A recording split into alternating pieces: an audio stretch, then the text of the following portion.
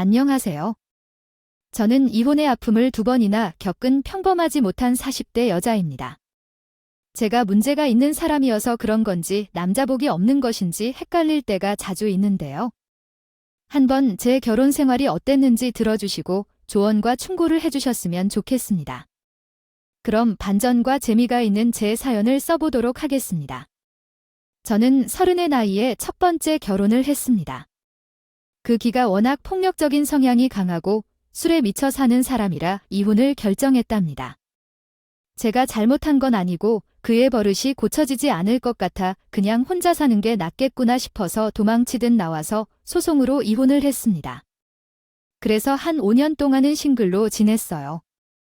남자들은 다 연애할 때만 최선을 다하고 결혼하면 전남편 같은 미친 짓을 할 것만 같아 마음에 벽을 세워두었죠. 제가 일하는 곳이 네일샵이었는데 여자 손님들이 100명이었는데 불구하고 오다 가다 유리로 제 얼굴을 본 남자들이 쉴 때 때로 들어와 전화번호를 요구했습니다. 이런 말하는 것이 웃기긴 하지만 제가 아주 조금 예뻐서 남자들의 관심을 많이 받았어요. 또 네일샵에서 일하는 직원이었으면 남자들이 저와 만나고 싶다며 자주 네일샵 문을 열고 들어왔어요. 하지만 5년 내에 모든 남자들을 거절하며 솔로로 지냈습니다. 전 남편이 어떤 놈인지 앞서 말했으니 남자에 대한 생각이 아주 좋지 않았어요. 그런데 그 많은 남자들 중 저에게 반했다며 매일같이 찾아오는 사람이 있었습니다. 맛있는 간식을 사오기도 하고 형형색색의 꽃다발을 선물로 가져왔어요. 주며 제발 한 번만 만나주세요. 라고 애원했습니다. 네일샵 사장님께서는 어지간하면 한 번 만나주라고 조언해 주셨고 이런 남자를 또 만나기 쉽지 않으니 마음을 열어보라고 하셨습니다. 제가 전 남편에게 대인 걸 알고 왔는데 세상에는 착한 남자도 많으니 너무 밀어내는 것도 좋지 않다고 잘해보라는 말씀을 해주셨습니다. 그래서 전 몇 달 동안 구해준 남자에게 시간을 내어 식사도 하고 차도 마시며 많은 대화를 나누어 봤습니다. 이렇게 제대로 보니 인물이 더 멋있어 보이더군요. 사람이 말하는 게 교양도 있고 배려와 친절이 몸에 배어 있어서 호감이 가더라고요. 계속되는 고백에 저는 못 이기는 척 넘어가기로 해서 이혼한 지 5년 만에 새로운 남자친구를 사귀기로 했습니다. 연애를 1년 넘게 이어 나가고 있습니다. 그 남자는 술도 마시지 않고 담배도 피우지 않으며 바른 생활을 하는 착실한 사업가였습니다. 습관도 좋고 사업을 향해 노력하는 사람이라 더욱 좋았습니다. 처음에는 남자의 능력을 보려고 하지 않았지만 내 안에 속물이 있는지 모르겠더군요. 잘 되는 사업가라는 말에 마음이 흔들렸습니다. 결국 나는 그의 청천을 받아들였습니다. 한 번의 실패는 있었지만 이 남자는 다른 사람들과 확실히 다르기에 2번째 결혼 생활이 성공할 것으로 믿었습니다. 또한 자식조차 낳을 수 있을 것 같은 느낌이 들어 매우 다행으로 생각했습니다. 평범한 결혼식을 하고 새 남편의 집에 들어가서 함께 살기 시작했습니다. 혼자 하지 않고 함께라고 기대하며 혼인 신고만 해서 그의 집에서 살림을 차린 거죠. 남편이 쓰던 물건을 계속 쓸 수 있으니 한돈을 쓰지 말라고 려해줘서 편하게 몸만 들어갔답니다. 그의 가족은 시어머니가 유일했는데 굉장히 무뚝뚝한 분이셨습니다. 저를 처음 보셨을 때부터 결혼하기까지 특별히 궁한 없앤 문이라는 걸 하나도 하지 않으셨어요. 당신의 아들을 믿어서 그런 건지 제가 마음에 들지 않아서 그런 건지는 이야기를 들어보지 않아 잘 모르겠더라고요. 그래서 시댁에 가면 어색하고 불편하게 앉아만 있다가 신혼집으로 돌아오곤 했답니다. 주변 지인들에게 물어보니 조용한 시어머니를 만나서 좋겠다며 그냥 선을 넘지 말고 지금의 어른 사랑을 지하라고 하군요.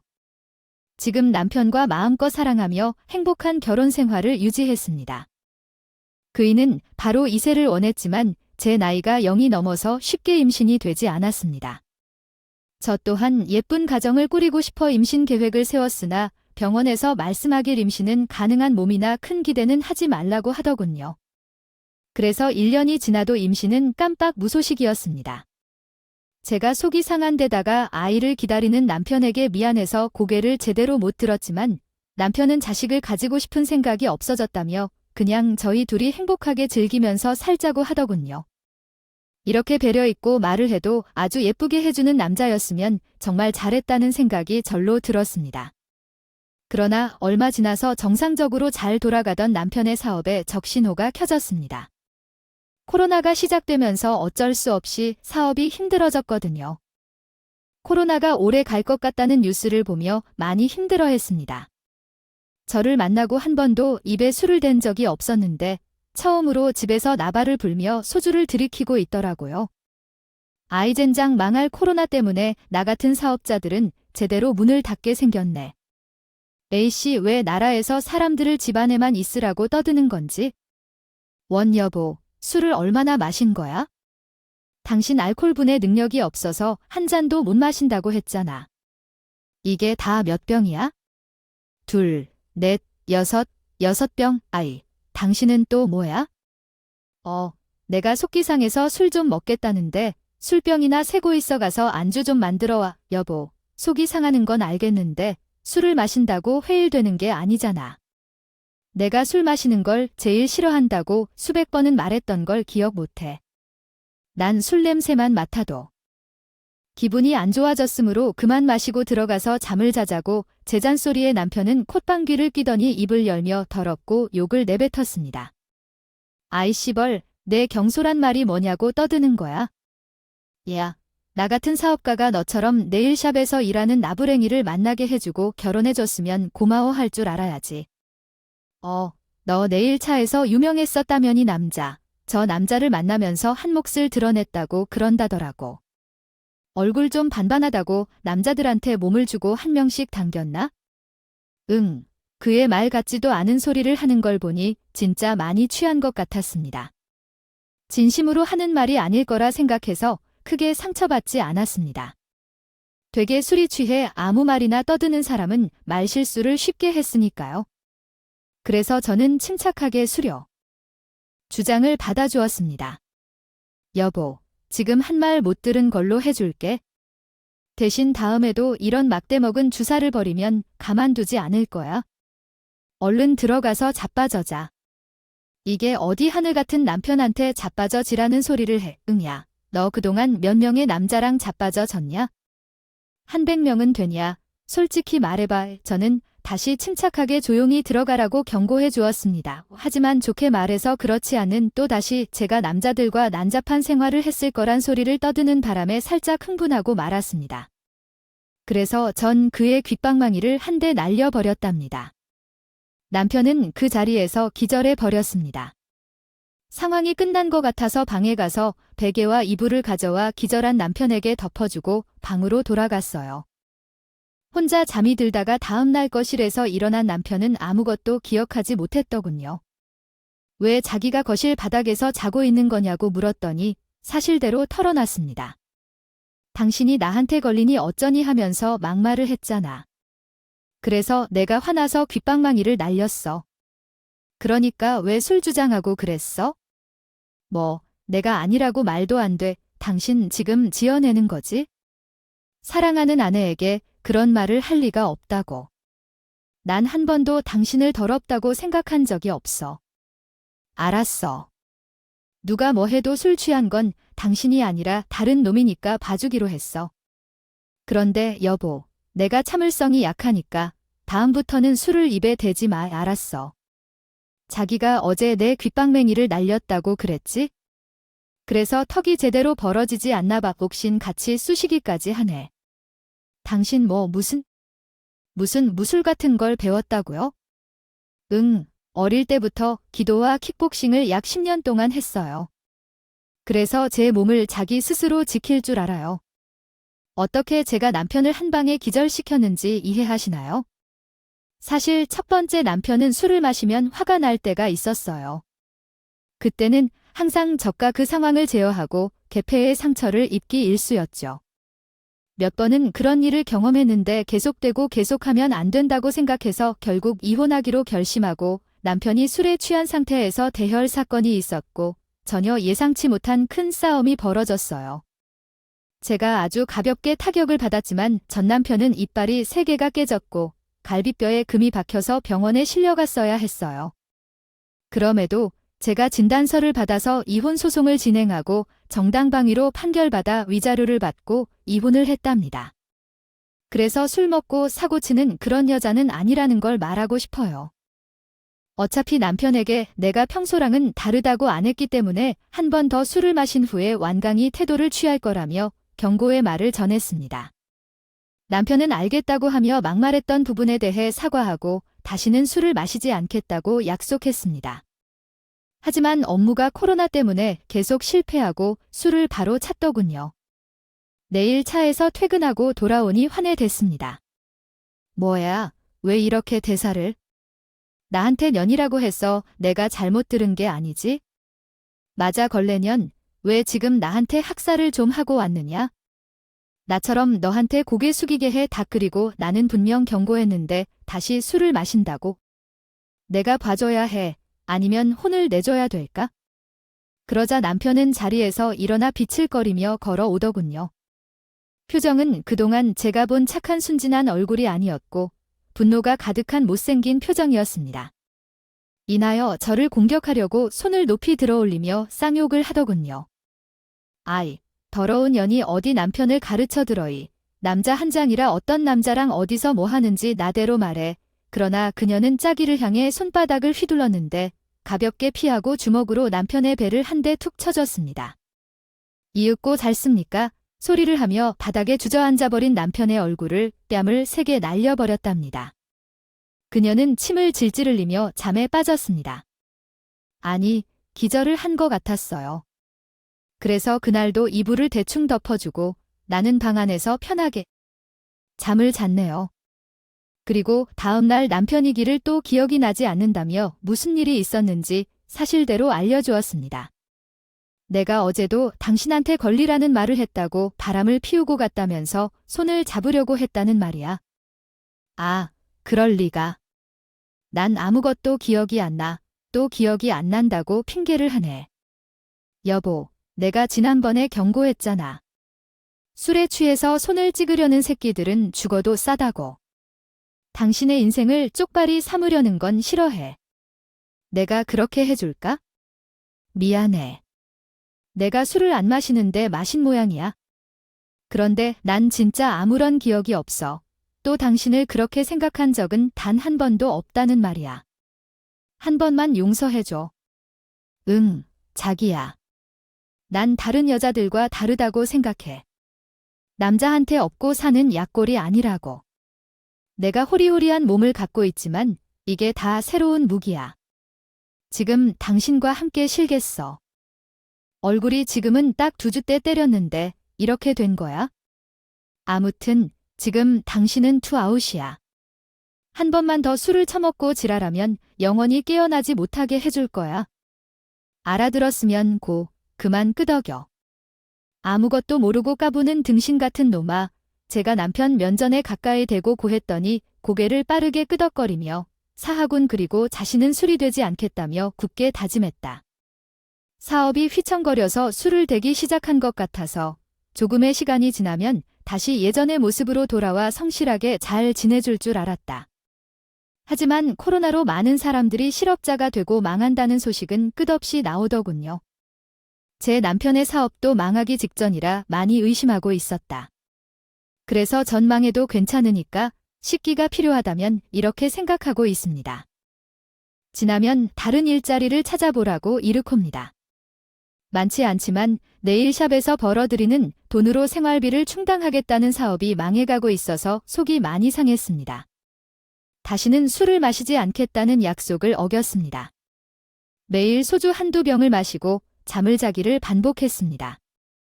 술 주정을 하지 않고 조용히 퍼지며 잤으니 가연한 마음을 참아내야 했습니다.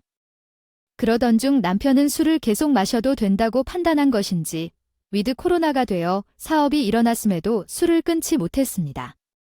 매출이 급등했다고 회식을 하고 돌아왔는지 얼큰하게 취해드리며 주정을 하였습니다. 야, 이 여자야. 남편이 힘들게 돈을 벌어와서 돌아왔으면 12차 반상으로 술상을 내와야 할 거 아니야. 당장 해장고기를 안주 좀 차려봐. 하늘 같은 남편한테 충성하라는 말이야. 요즘 뜸하더니 다시 술주정을 시작했어. 거면 당신, 이러면 쓰리 아웃이야. 더 이상 못 봐주겠다고 나랑 이혼하고 싶대. 아이, 버러지 같은 게 어디서 이혼하겠다고 협박해. 아, 너 다른 놈 있구나. 그래서 그 놈이랑 붙어 먹고 싶어서 이혼하겠다고 하는 거지? 말해봐, 걸레야. 솔직하게 놓고 강 찾으라는 말이야. 이 나를 자극하는 그나 오늘 엄청나게 선을 넘었으니 좀 맞자 어쩌. 걸레 같은 게 남편을 때리겠다고 내가 그동안 봐줬더니 또 까부네. 너야말로 오늘 뒤지겠어? 이리 와, 걸레야. 그이가 손바닥을 휘두르자 머리를 숙여 피한 뒤 남편의 멱살을 잡고 박치기를 날렸습니다. 돌이 깨지는 소리가 나며 그가 바닥에 쓰러졌지만 아직 화가 풀리지 않았습니다. 걸레라는 소리를 듣다 보니 속이 뒤집혀 있었죠. 그래서 바닥에 널브러진 남편의 멱살을 잡고 따기를 연신 날렸습니다.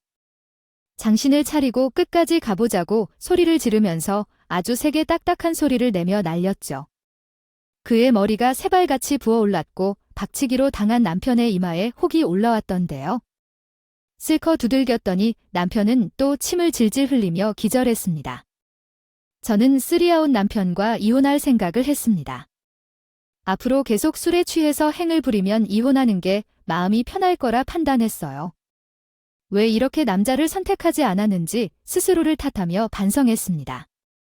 다시는 결혼 같은 것을 하지 않을 거예요. 하면 안 되겠다는 마음도 굳게 가지게 되었죠.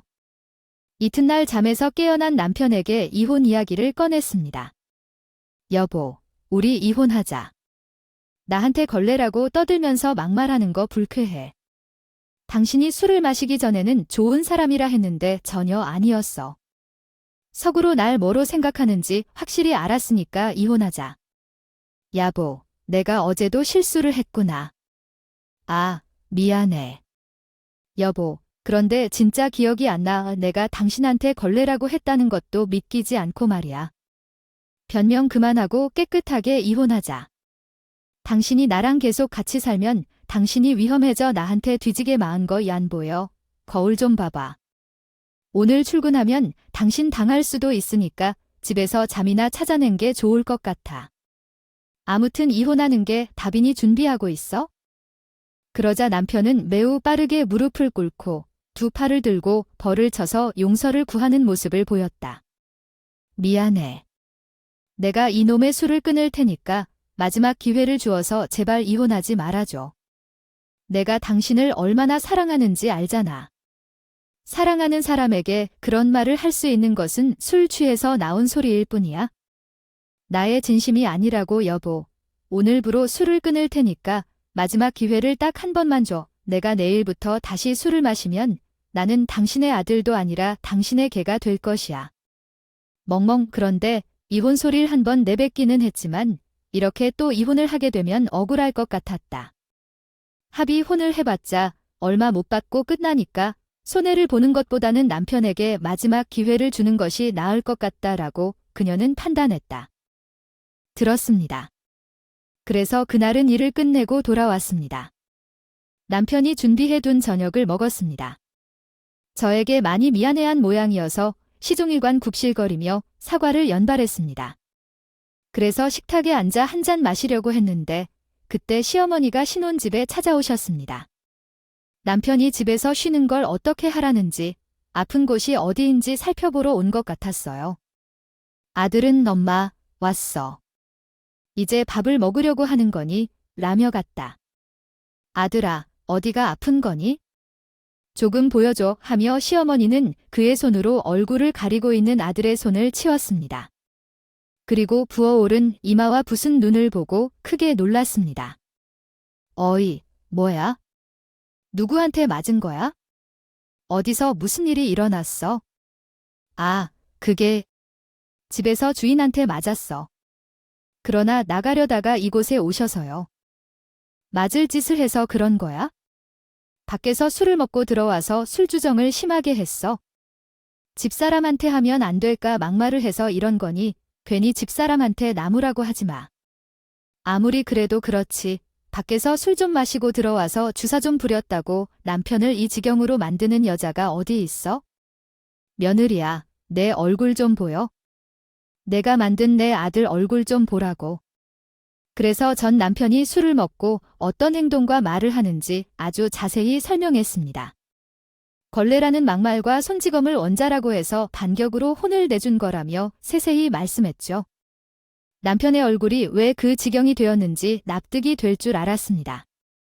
하지만 시어머니는 남자가 말실수를 할 수도 있고 실수로 손찌검을 할 수도 있는 게 아니냐며 꼰대 같은 발언을 했습니다. 하더군요. 그 순간 얼마나 웃기고 기가 막혀 있던지 할 말을 잃고 한숨만 푹푹 쉬었습니다. 너 한숨은 왜 쉬는 거냐? 당장 내 아들한테 납작업 들어서 잘못했다고 빌어. 제가 왜요? 잘못한 게 없는데 용서를 왜 받니? 그리고 사과를 받을 사람은 바로 저예요. 어머님은 돌아가신 시아버지한테 맞으시면서 사셨어요. 그래서 인간 편을 들어주시는 겁니까? 뭐야, 이게 진짜로 막 나가네. 야, 여기서 죽은 네 시비가 왜 나와? 결과적으로만 봐도 내가 내 아들 얼굴이 이렇게 망쳐졌으니 나한테 잘못을 따지는 건 당연한 거 아니냐? 빨리 무릎 꿇고 빌어. 죄송합니다. 어머님. 그리고 어머님 아들이랑 이혼할 생각입니다. 안 돼요. 너무 많아서 벌써 이 난리인데 필요 없어요. 다른 거 한번 알아봐 줄래요? 그런 여자에게 빠져서 마음이 너무 아픕니다. 정말 어떻게 전화를 해야 할지 모르겠어요. 엄마도 그만해. 내 사랑하는 사람이 잘못한 일 없는데 하나도 없으니까 엄마는 뭐라 말하지 말아주세요. 더 이상 나가고 싶지 않아요. 내 사랑하는 사람에게 계속해서 용서를 받을 것이라고 말했는데 엄마는 가슴이 쿵쿵거려서 신혼집을 나가셨습니다. 저는 그 일을 바라보며 어떤 결정을 내려야 할지 고민하다가 진짜로 마지막으로 속지 않는다고 결심해 봐주기로 했습니다. 우리 어리석은 결정이 어떤 결과를 가져올지 이제부터 밝혀질 것입니다. 그러니 끝까지 들어주세요.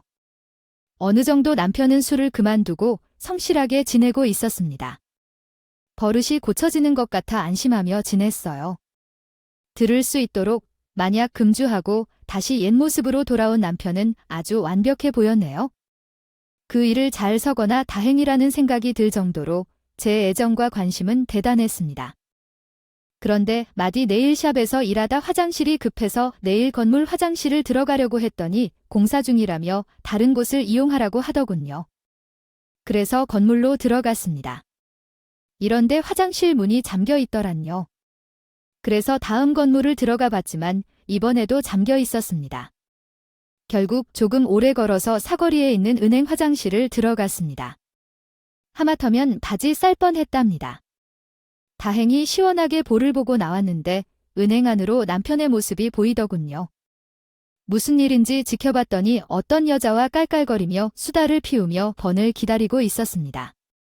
심상치 않은 것을 감지하고 남편과 상간녀로 보이는 두 사람을 뒤쫓아보기로 했답니다. 사진을 여러 장 찍으면서